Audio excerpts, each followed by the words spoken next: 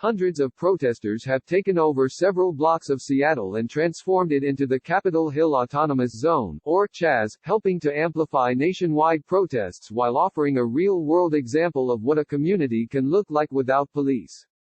For 3 days, protesters have filled several blocks and at least part of a park in the artsy Capitol Hill neighborhood of Seattle, after police abandoned their East Precinct, following dangerous clashes between protesters and law enforcement. I think what we're seeing in Chaz is just a snippet of a reality that the people can have, said Dae-Shik Kim Jr., 28, one of the many organizers at the site.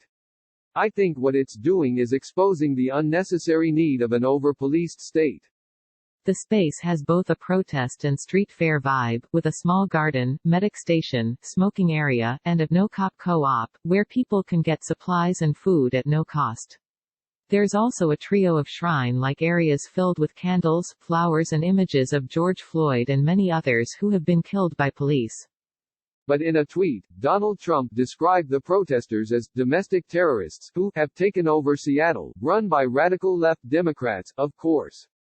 Law and order. In another tweet addressing the Seattle mayor, Jenny Durkan, and the Washington governor, Jay Inslee, he told them to take back your city now. If you don't do it, I will. This is not a game, adding, these ugly anarchists must be stopped immediately. Move fast. Inslee responded with his own tweet, a man who is totally incapable of governing should stay out of Washington state's business.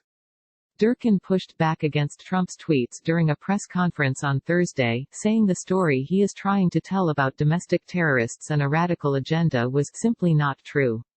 The threat to invade Seattle, to divide and incite violence in our city, is not only unwelcome, it would be illegal, she said. Kim said he saw a silver lining to the president's tweets, as they could force Seattle leaders to decide whether they're going to side with Trump or with the community. In a lot of ways they have been trying to pacify the movement, and undercut the efforts of the organizers, but they've been unsuccessfully doing that, he said. For days the area has been filled with all manner of speeches, concerts and movie nights, including 13th, the Ava DuVernay documentary about racial inequality and the criminal justice system. Throughout the space are images and signs claiming this space for the people. You are now entering Free Cap Hill, reads one sign at the edge of the zone in Capitol Hill, which has long had a leading role in the city's political and social movements. Across the main road in the encampment are 3 words written in large white block letters, Black Lives Matter.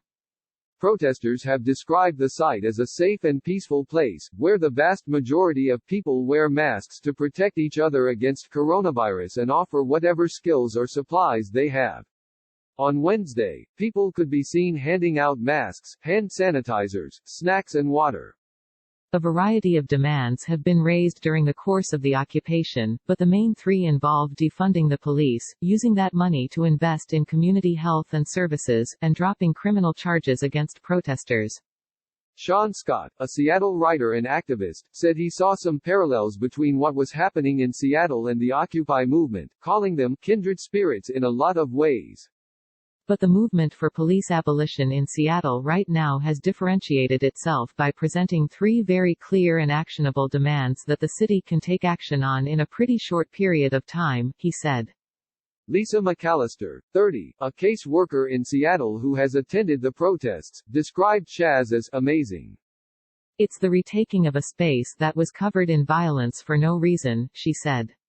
They were tear-gassing and flash-banging at 12:30 at night for hours.